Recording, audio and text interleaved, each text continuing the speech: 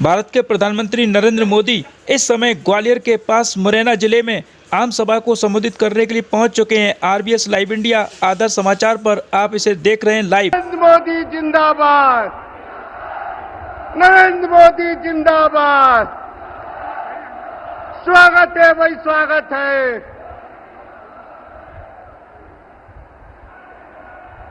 चंबल की वीर भूमि पर दुनिया के सर्वाधिक लोकप्रिय नेता, हमारे देश के यशस्वी प्रधानमंत्री माननीय नरेंद्र मोदी जी पधारे हैं। मैं उनका हृदय से स्वागत करता हूं, वंदन करता हूं, अभिनंदन करता हूं। एक बार आपसे पुनः आग्रह करता हूं कि जोरदार तालियां बजाकर उनका स्वागत करें।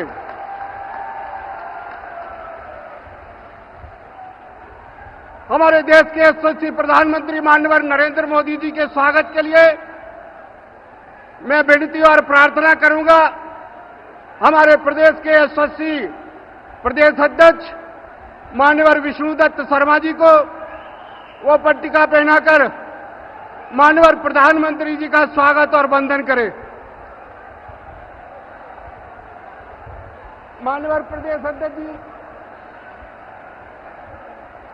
स्वागत है भाई, स्वागत है, स्वागत है भाई, स्वागत है, स्वागत है भाई, स्वागत है। माननीय प्रदेश अध्यक्ष जी प्रधानमंत्री जी का स्वागत कर रहे हैं।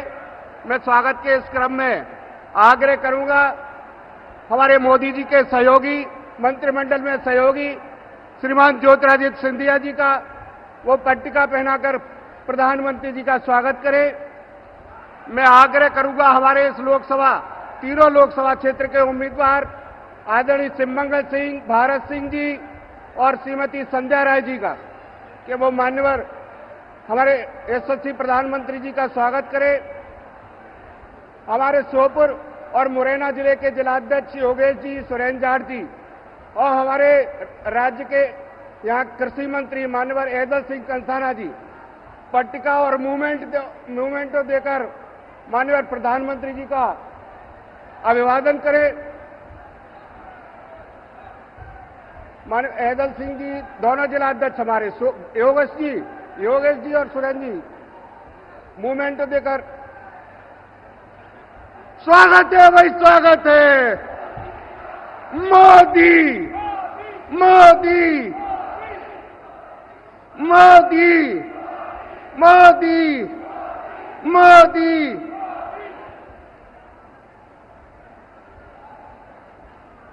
चंबल की इस बुरी भूमि पर माननीय प्रधानमंत्री जी के स्वागत भाषण के लिए मैं आग्रह करूंगा हमारे अपने इस जिले के निवासी मध्य प्रदेश भारतीय जनता पार्टी के प्रदेश के अध्यक्ष माननीय विष्णुदत्त शर्मा जी को वो आए और स्वागत भाषण करें।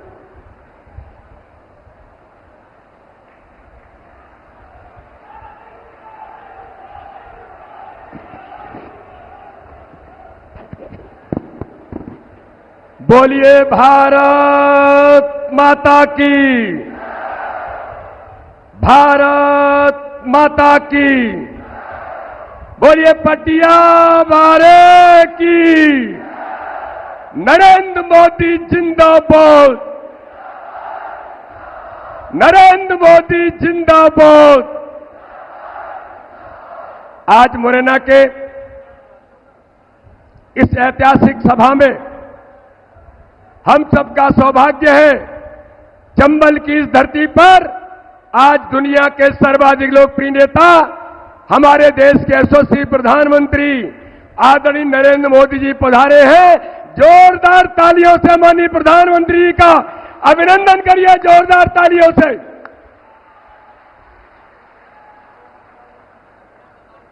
मंच पर उपस्थित सभी सम्माननीय हमारे नेतागण और आज इस सभा में मुरैना के नागरिक भाई और बहनों, आज माननीय प्रधानमंत्री नरेंद्र मोदी जी इस चंबल की धरती पर पधारे हैं।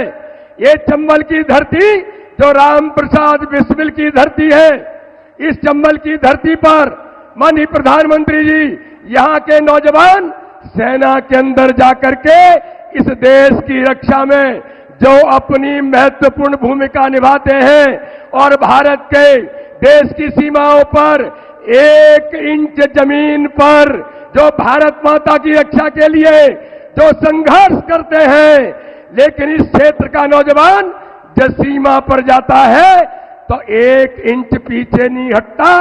देश की रक्षा के लिए वो अपना बलिदान भारत की सीमा पर मात्र इस देश की रक्षा के लिए अपने आप को बलिदान कर देता है। ये वो भूमि है। लेकिन नागरिक भाई और बहनों, भारत के प्रधानमंत्री नरेंद्र मोदी जी जिन्होंने गरीबों के कल्याण से लेकर हर गरीब का जीवन बदलने का जो अभियान 10 वर्षों के अंदर माननीय प्रधानमंत्री मोदी जी ने लिया है, लेकिन मैं आज मुरैना के इस जनसभा में कहना चाहता हूं, देश के ऐसे प्रधानमंत्री जो अपने जीवन के अंदर चाहे वो मुख्यमंत्री थे, चाहे आज 10 वर्षों से भारत का नेतृत्व कर रहे हैं, दिवाली जैसे पर्व को भी मनाने के लिए कहीं जाते हैं तो सीमा पर भारत के सैनिकों के बीच माननीय प्रधानमंत्री दिवाली मनाते हैं। उन सैनिकों के सम्मान के लिए, मुरैना के उन नौजवानों के लिए जो सीमा पर रक्षा के लिए खड़े होते हैं, उनको अगर उनके साथ कंधे से कंधा मिलाकर उन्हें संबल कोई देता है तो भारत के प्रधानमंत्री नरेंद्र मोदी देते हैं। लेकिन मेरे भाई और बहनों, ये जो चुनाव है, इस चुनाव में वो ताकतें हैं। एक और प्रधानमंत्री मोदी जी के नेतृत्व में भारत के मान सम्मान के साथ, गरीबों के कल्याण के साथ, देश के अंदर आतंकवाद की समाप्ति से लेकर देश के सैनिकों को सम्मान देने का काम प्रधानमंत्री मोदी जी करते हैं। तो एक और कांग्रेस के वो लोग हैं कि सीमा पर हमारा सैनिक 1 इंच पीछे नहीं हटता, सीने पर गोली खा जाता है। तो कांग्रेस के राहुल गांधी ये पूछते हैं कि मोदी जी ने सत्ता जब से संभाली तब से आतंकवाद समाप्त हो गया और आतंकवादी अब देखते तक भारत की तरफ नहीं है, लेकिन जब सर्जिकल स्ट्राइक होती है पाकिस्तान में घुसकर सीमा पर हमारे सैनिक, हमारे मुरैना के नौजवान उन्हें जवाब दे करके घुस करके आते हैं, तो राहुल गांधी पूछते हैं ये सर्जिकल स्ट्राइक का प्रूफ क्या है। तो मेरे मुरैना के भाई और बहनों, इस जनसभा के अंदर आज हमें तय करना है, एक और भारत के प्रधानमंत्री मोदी जी के नेतृत्व में वो हर दिवाली सैनिकों की सम्मान के लिए सीमा पर जाकर के मनाते हैं, तो दूसरी ओर सैनिकों का अपमान करके कांग्रेस के राहुल गांधी और दिग्विजय सिंह जैसे लोग और मुरैना के अंदर जो चुनाव लड़ रहे हैं, ये लोग उन सैनिकों का अपमान करते हैं। तो मेरे भाई और बहनों, ये चुनाव उन सैनिकों के सम्मान के लिए नरेंद्र मोदी जी आज मुरैना पधारे हैं, और दूसरी ओर वो लोग हैं जो उन सैनिकों का अपमान इस देश के अंदर सर्जिकल स्ट्राइक का लोगों से प्रूफ मांगते हैं।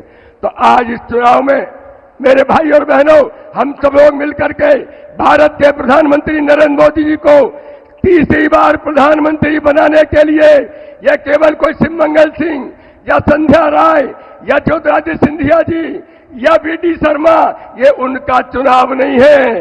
ये चुनाव तो तीसरी बार भारत के प्रधानमंत्री नरेंद्र मोदी को बनाने का चुनाव है।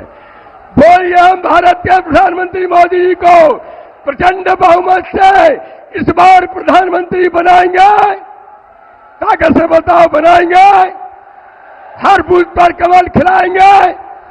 तो माननीय प्रधानमंत्री जी को दोनों हाथों से तालियां बजा करके प्रधानमंत्री का अभिनंदन करिए। हम पुनः मुरैना की धरती पर माननीय प्रधानमंत्री जी को तीसरी बार प्रधानमंत्री बनाने के लिए मुरैना की जनता भी आज संकल्पित है। बोलिए भारत माता की, भारत माता की।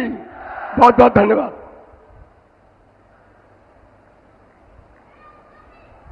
धन्यवाद अध्यक्ष जी।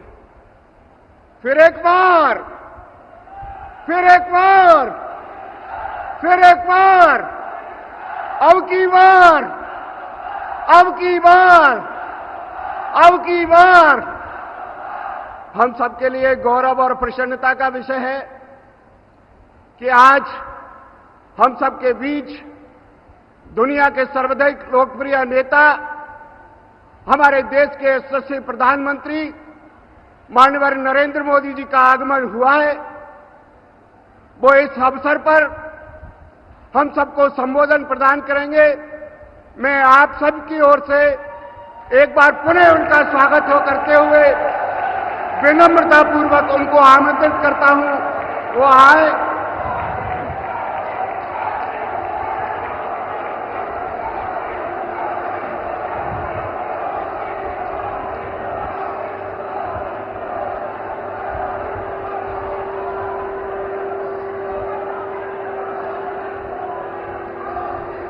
श्री राम जानकी की, श्री राम जानकी की, बाबा पटियावाले की, बाबा पटियावाले की।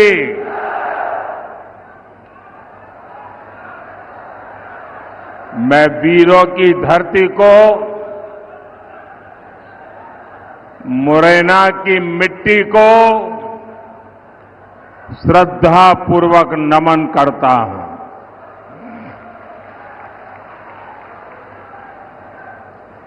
मुरैना ने हमेशा उन्हीं का साथ दिया है जिनके लिए राष्ट्र प्रथम है। आप सबका उत्साह देकर मैं कह सकता हूं कि मुरैना आज भी न अपने संकल्प से डिगा है और ना ही कभी डिगेगा।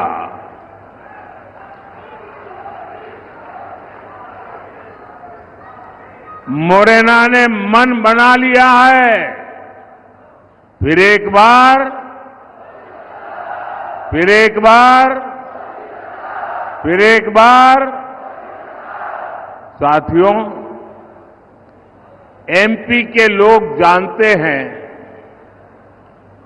कि समस्या से एक बार पीछा छूट जाए तो फिर उस समस्या से दूर ही रहना चाहिए। कांग्रेस पार्टी ऐसी ही विकास विरोधी एक बहुत बड़ी समस्या है।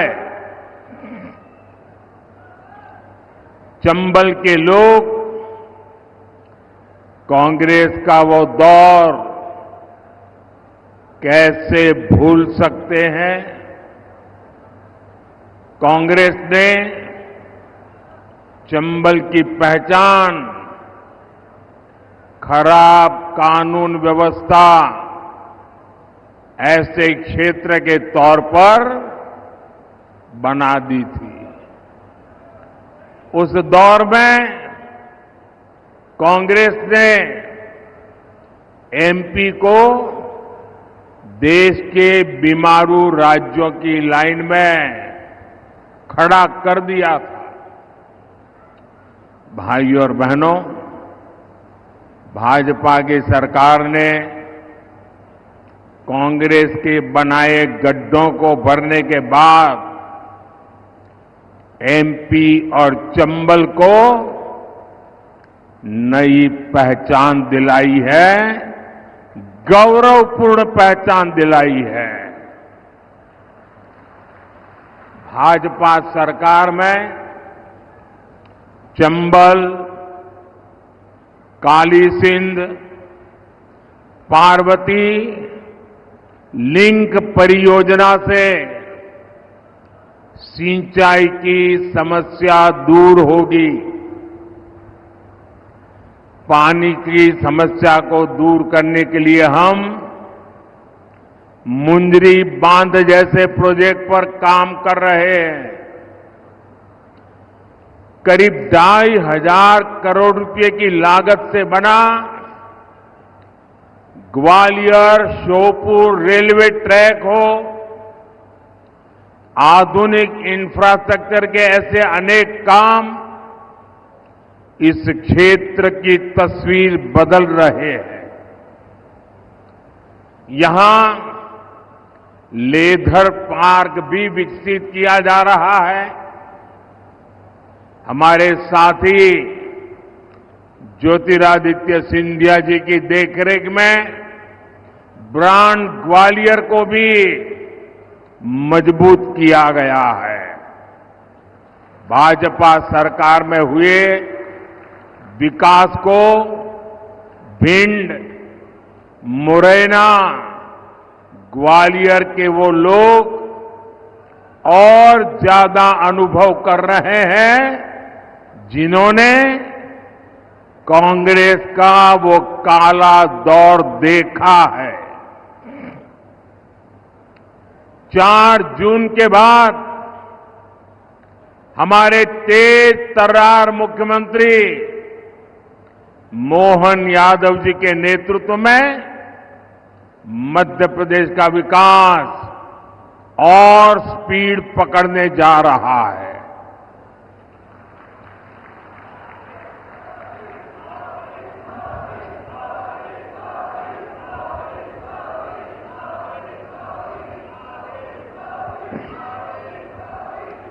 साथियों, भाजपा के लिए देश से बड़ा और कुछ भी नहीं है और कांग्रेस के लिए अपना परिवार ही सब कुछ है। कांग्रेस की पॉलिसी है जो देश के लिए सबसे ज्यादा योगदान करे, सबसे ज्यादा मेहनत करे, सबसे ज्यादा समर्पण करे, उसे सबसे पीछे रखो। इसलिए कांग्रेस ने इतने वर्षों तक सेना के जवानों की 1 रैंक 1 पेंशन जैसी मांग पूरी नहीं होने दी। हमने सरकार बनते ही 1 रैंक 1 पेंशन को लागू किया।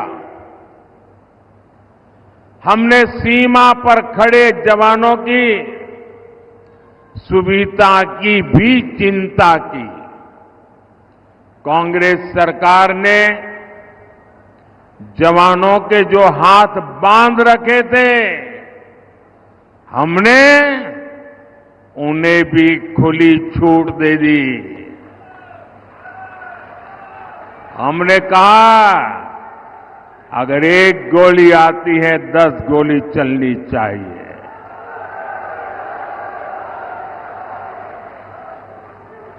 अगर 1 गोला फेंकते हैं तो 10 तोपें चल जानी चाहिए।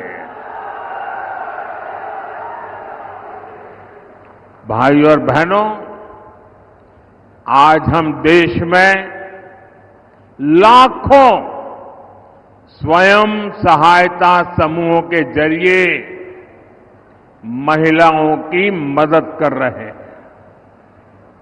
मोदी ने गांव-गांव में शौचालय बनाकर माताओं बहनों के सम्मान की रक्षा की। अब अगले 5 वर्षों के लिए मोदी ने 3 करोड़ महिलाओं को लखपति दीदी बनाने की गारंटी दी है।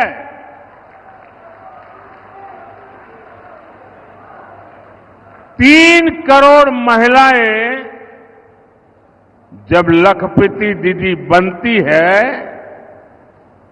तो उस परिवार की, उस गांव की सारी अर्थव्यवस्था तेज गति से दौड़ने लग जाती है। साथियों, आप सब जानते हैं, आजादी के समय कांग्रेस ने धर्म के नाम पर देश का विभाजन स्वीकार किया था। मां भारती के हाथों की जंजीरें काटने के बजाय कांग्रेस ने मां भारती की भुजाएं ही काट दी थी, देश के टुकड़े कर दिए थे। लेकिन कांग्रेस सुधरने को तैयार नहीं है। कांग्रेस को लगता है यही उसके फायदे का रास्ता है, यही उसके फायदे के लिए सरल रास्ता है। आज एक बार फिर कांग्रेस कुर्सी के लिए छटपटा रही है और कुर्सी पाने के लिए भांति भांति के खेल खेल रही है। देश के कोटि कोटि नागरिकों के आंखों में धूल झोंककर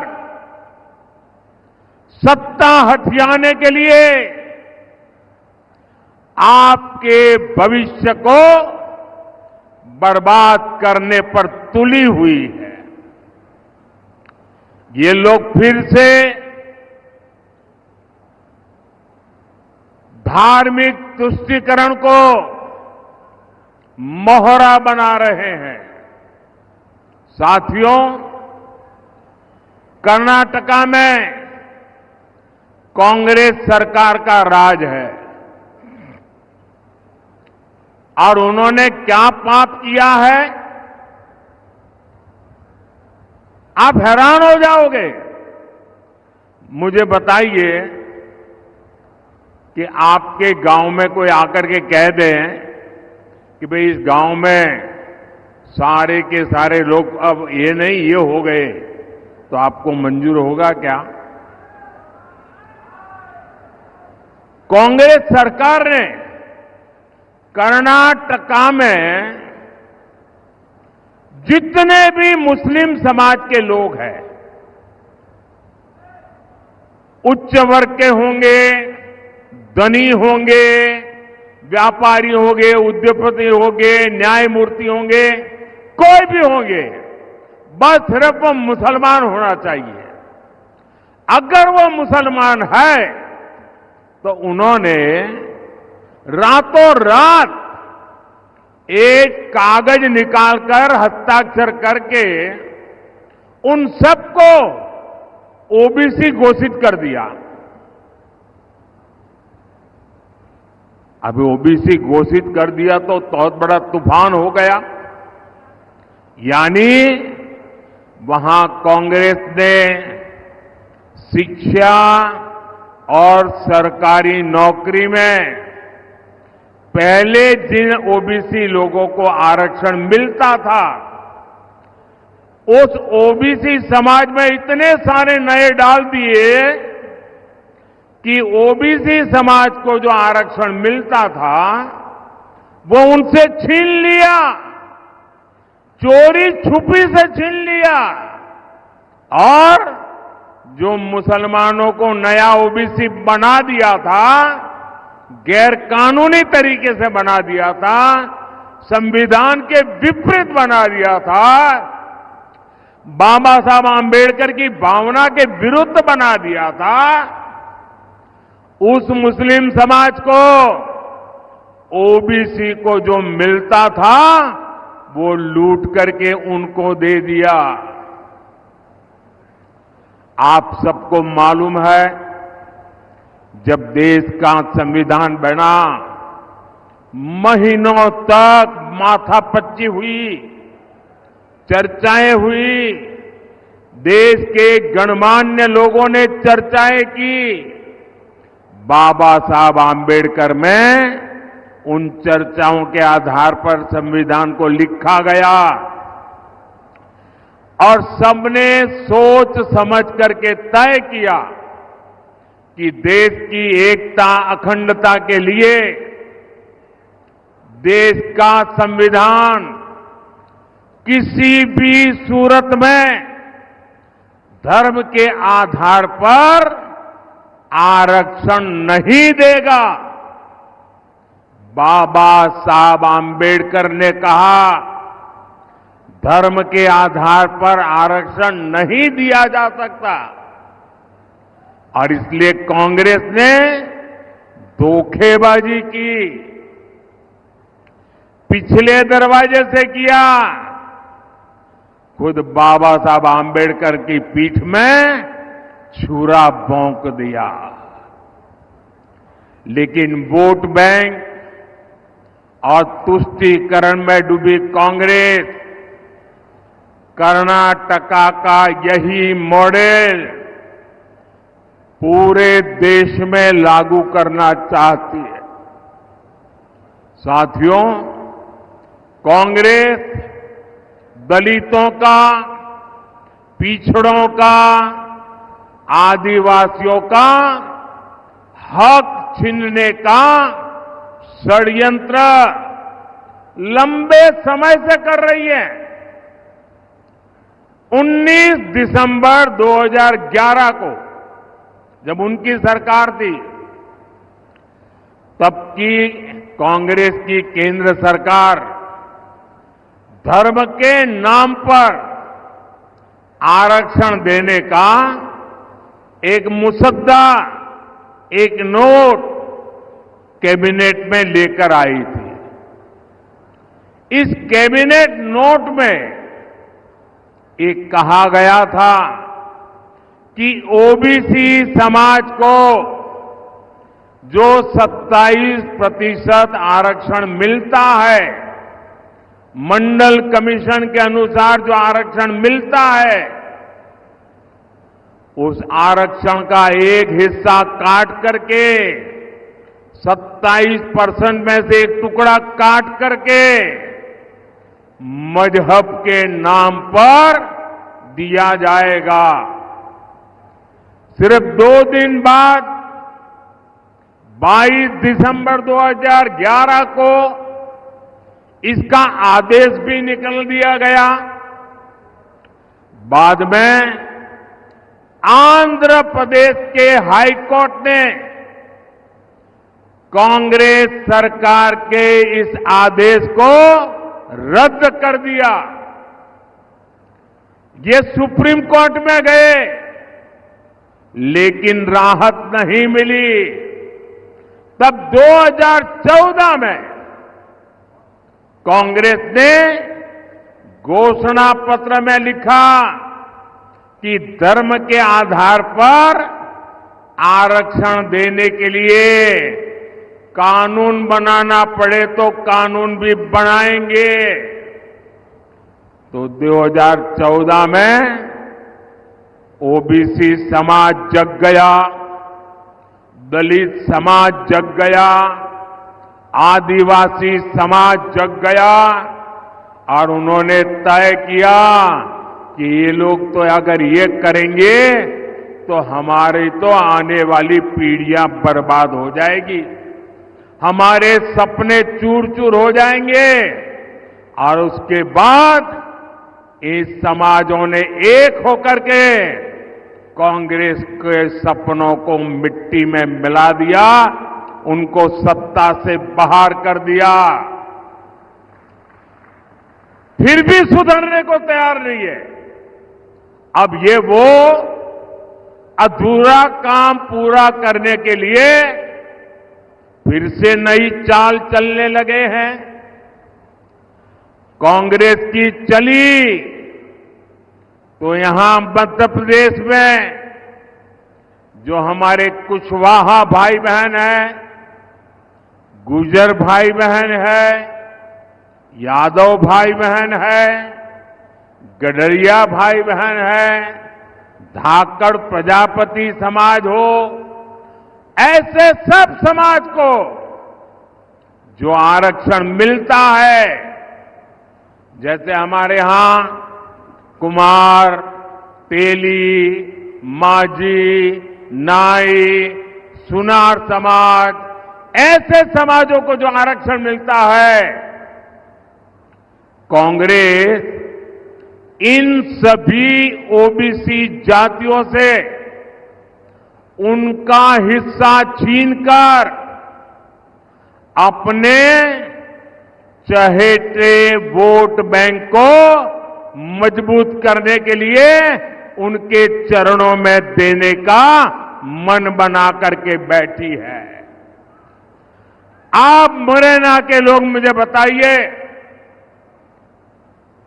क्या आप ऐसा पाप होने देंगे? पूरी ताकत से बताइए, उनको जरा डर लगे ऐसा करिए। क्या ऐसा होने देंगे? ये ओबीसी का हक छीनने वालों को पूरी तरह साफ कर देंगे, चुन चुन करके साफ कर देंगे, हर पोलिंग बूथ में साफ कर देंगे। साथियों, भाजपा सबका साथ, सबका विकास के मंत्र पर चलने वाली पार्टी है। भाजपा सरकार अगर जरूरतमंदों को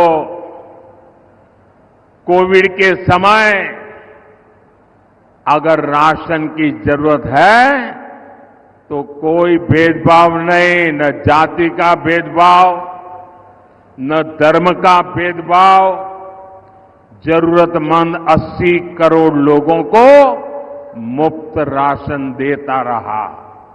क्या कभी आपने कोई शिकायत सुनी है? आपने कभी सुना है कि हमारे गांव में वो मुसलमान भाई है इसलिए उसको मिलता नहीं है? कभी सुना है? भाइयों बहनों, भाजपा सरकार ने 4 करोड़ गरीबों को पक्के मकान दिए। ये घर बिना भेदभाव हर धर्म के लोगों को मिले हैं। क्या किसी गांव में ने कोई शिकायत सुनी है कि भाई धर्म के आधार पर मुझे मकान नहीं मिला? ऐसा सुना है क्या? यहां भाजपा सरकार है कि नहीं है? दिल्ली में भाजपा सरकार है कि नहीं है? कोई भेदभाव की खबर सुनी है क्या? भाजपा सरकार ने 11 करोड़ घरों तक पीने का पानी का कनेक्शन पहुंचाया है। कोई जातिवाद नहीं होने दिया, कोई धर्म के नाम पर भेदभाव नहीं होने दिया, क्योंकि सबका साथ, सबका विकास ये हमारा मंत्र है। हर धर्म, हर समाज को ये लाभ समान रूप से मिलना चाहिए। समान रूप से मिलना चाहिए कि नहीं मिलना चाहिए? अगर सबको समान रूप से मिलता है तो आपकी कोई शिकायत होती है क्या? लेकिन अगर कांग्रेस आती है तो ये सारी सुविधाएं दलितों, पिछड़ों, आदिवासियों और सामान्य वर्ग के गरीबों को नहीं मिलती। कांग्रेस की चले तो गरीब कल्याण की योजनाओं का लाभ भी धर्म के आधार पर देती, क्योंकि कांग्रेस तो डंके की चोट पर यही कहती है कि देश के संसाधनों पर पहला हक मुसलमानों का है। मोदी कहता है देश के संसाधनों पर पहला हक इस देश के गरीबों का है। इस देश के पिछड़ों का है, इस देश के आदिवासियों का है। साथियों, कांग्रेस एक के बाद एक ऐसी घोषणाएं कर रही है जो देश को भी कमजोर करेगी और आपके परिवार को भी कमजोर करोगी।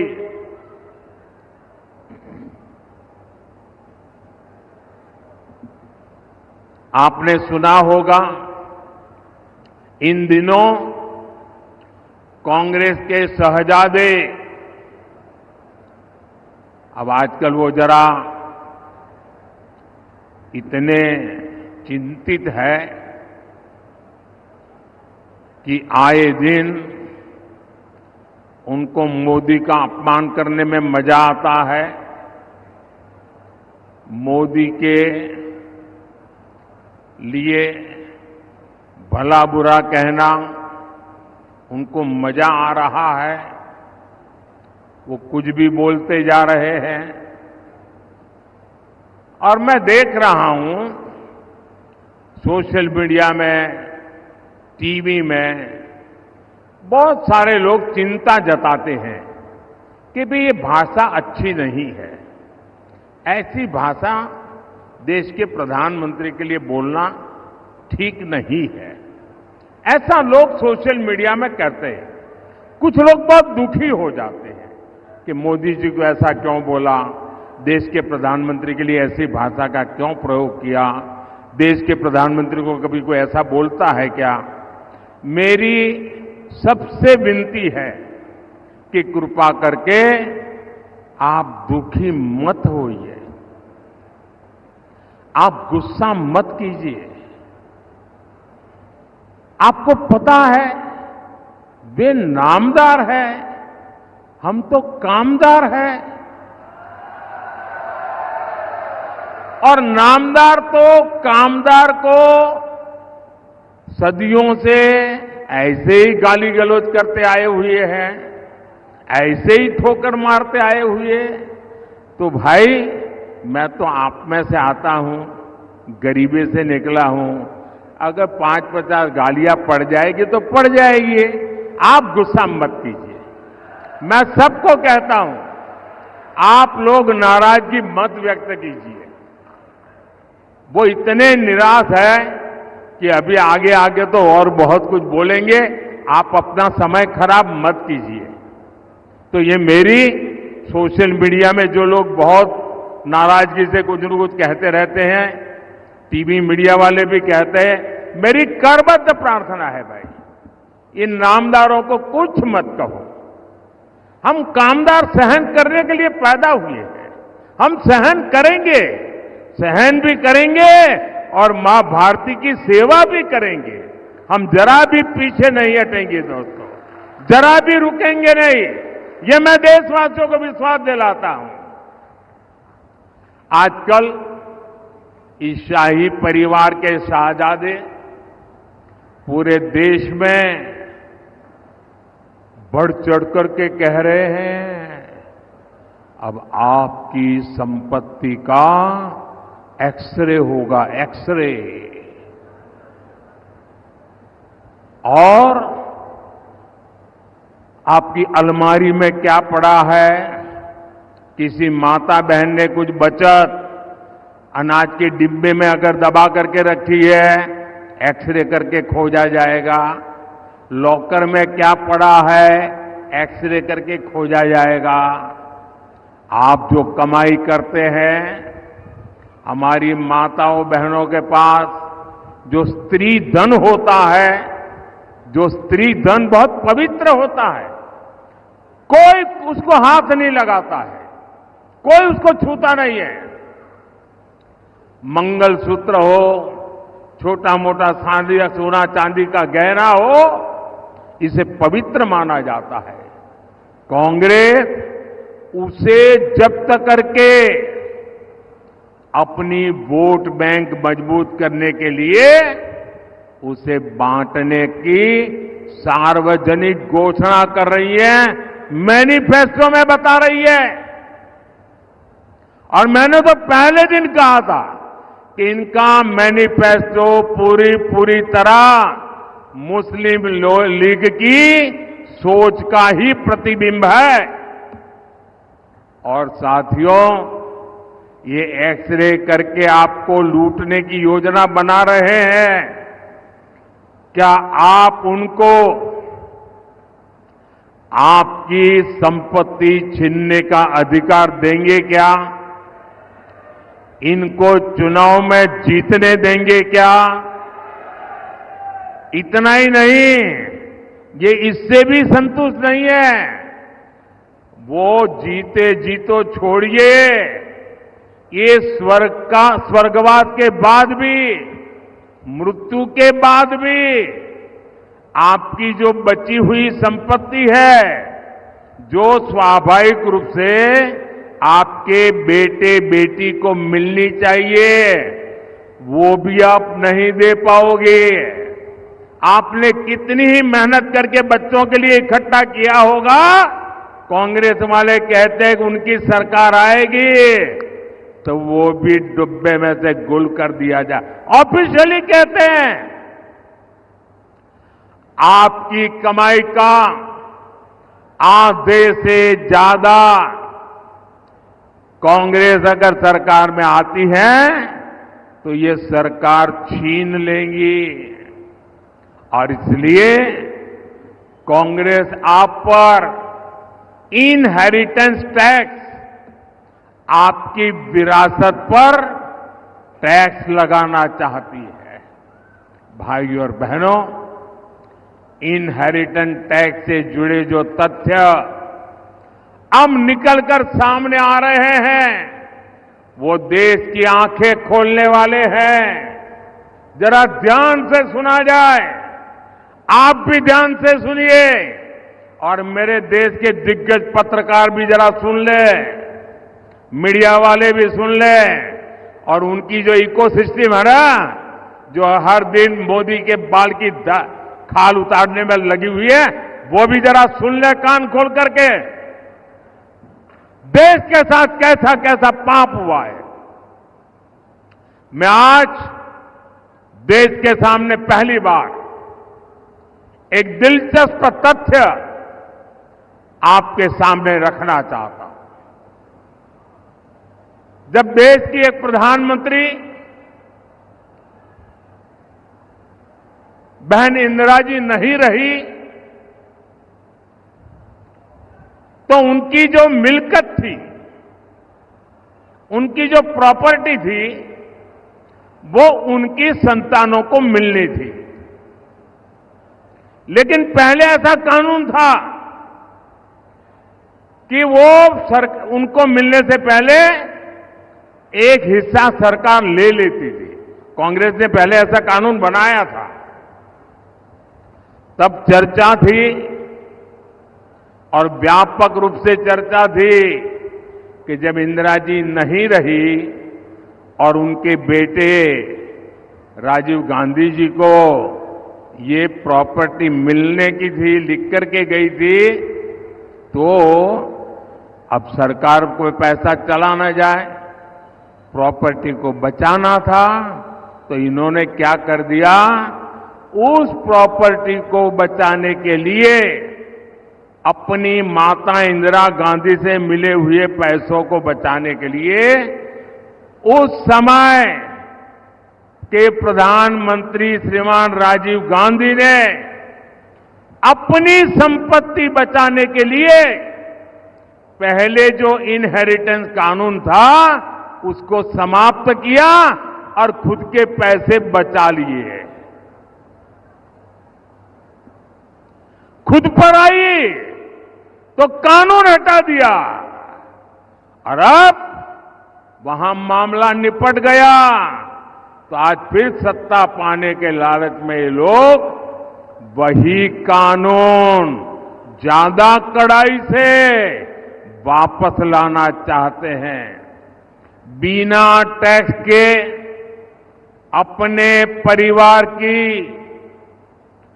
4 पीढ़ियों की अकूत धन दौलत हासिल करने के बाद अब ये लोग आप जैसे सामान्य मानवी की विरासत, आपकी मेहनत की कमाई, जो आपने अपने बच्चों के लिए बचत करके रखा है, उस पर टैक्स लगा करके आधी संपत्ति लूटना चाहते हैं। और इसलिए ही तो देश कह रहा है, कांग्रेस की लूट जिंदगी के साथ भी और जिंदगी के बाद भी। साथियों, आपके और कांग्रेस के आपके साथ खिलवाड़ करने के उनके जो इरादे हैं, कांग्रेस के इन खतरनाक इरादों के बीच आपके हकों की रक्षा के लिए ये मोदी दीवार बन के खड़ा है।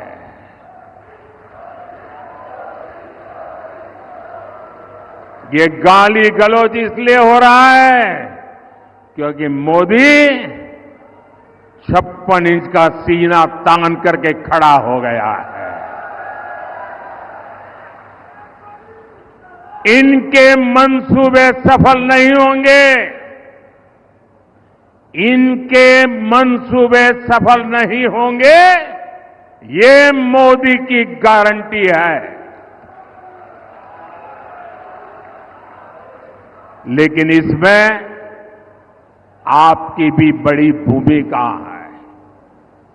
मुरैना से संगठन में मेरे साथ जिन्होंने वर्षों तक काम किया, जब मैं संगठन महासचिव हुआ करता था तब हमारे शिव मंगल जी यहां महासचिव हुआ करते थे। ऐसे मुरैना से हमारे शिव मंगल सिंह जी तोमर, भिंड से हमारी बहन संध्या राय और ग्वालियर से हमारे साथी भरत सिंह कुशवाहा जी 7 मई को इनको जितनी ज्यादा संख्या में वोट मिलेंगे, मोदी उतना ही मजबूत होगा। आपका एक एक वोट मोदी को जाएगा।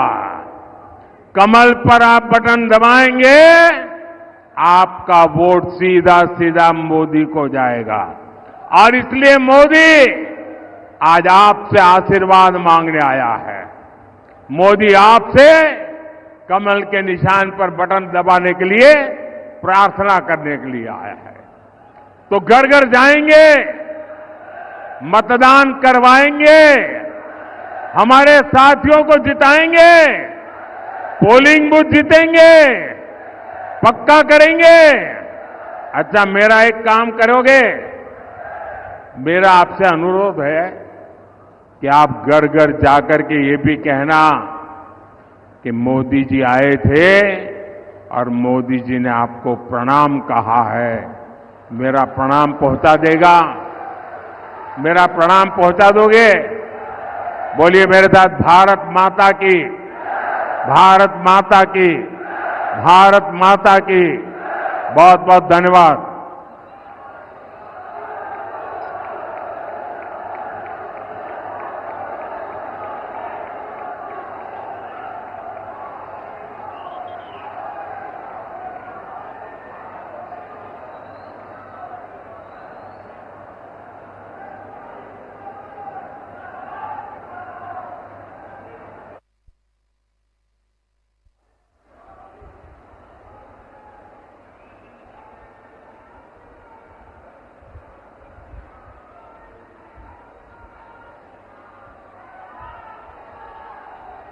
मोदी मोदी मोदी मोदी मोदी मोदी मोदी